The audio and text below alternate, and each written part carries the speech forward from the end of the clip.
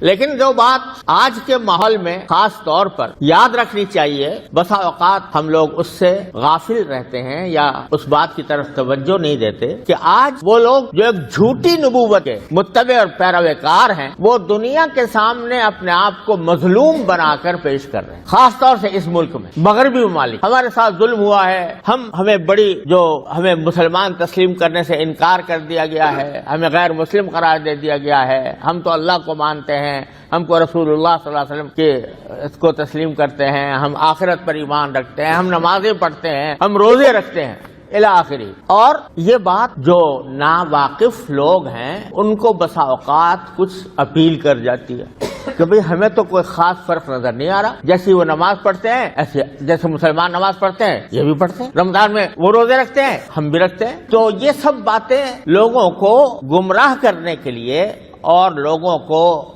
مغالطہ دینے کے لیے یہ باتیں کہی جاتی ہیں، اور بسا اوقات لوگوں کے دل میں اتر بھی جاتی، وہ لوگ جو حقیقت سے ناواقف۔ بات یہ نہیں ہے کہ ہم نے ان کو اسلام سے نکالا، انہوں نے خود اپنی کتابوں کے ذریعے، اپنی تالیفات کے ذریعے، اپنے مقالوں کے ذریعے، اپنی تقریروں کے ذریعے پوری امت مسلمہ کو اسلام سے نکالا۔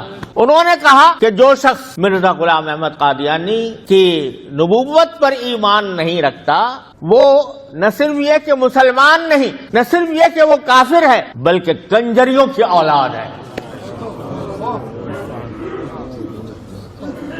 تو بتائیے ظلم کس کی طرف سے ہوا؟ وہ قوم جس کا پیشوا آنے کے بعد جو اربوں مسلمان آباد ہیں ان سب کے اوپر کفر کا فتویٰ لگاتا ہے، کہتا ہے یہ سب اسلام سے خارج ہیں، یہ کافر ہیں۔ تو نکالا کس نے؟ اس نے نکالا۔ اور اس لحاظ سے بات یہ بھی اس لحاظ سے سمجھنے کی بات ہے کہ جب نبوت کا دعویٰ آتا ہے حضرت نوح علیہ السلام سے لے کر اور جناب نبی کریم سرور دو عالم صلی اللہ علیہ وسلم تک جب کوئی نبی آتا ہے تو اس کی امت دو حصوں میں تقسیم ہوتی ہے۔ ایک حصہ وہ ہے جو اس پر ایمان لاتا ہے، مسلمان ہوتا ہے، اور ایک وہ ہے جو اس پر ایمان نہیں لاتا، اس کی تکذیب کرتا ہے، وہ کافر ہوتا ہے۔ اگر مرزا غلام احمد قادیانی نے جب دعویٰ کیا تو اس کا منطقی نتیجہ یہ کہ وہ جو اس کو نہ مانے اس کو کافر قرار دیا۔ تو کافر اس نے قرار دیا، یہ کہا کہ یہ مسلمان نہیں ہے، یہ کافر ہیں۔ کافر بھی ہم تو اپنے کلام میں ہمارے بزرگوں نے یہ سکھایا کہ ہم اگر اختلاف بھی کریں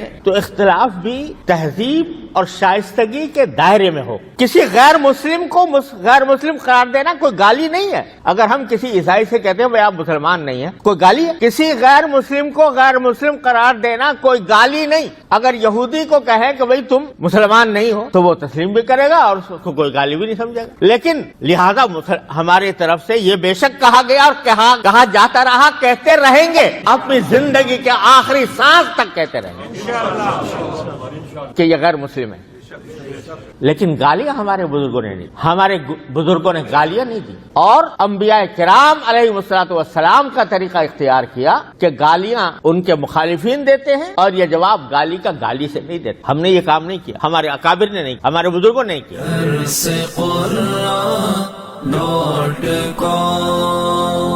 www.darsequran.com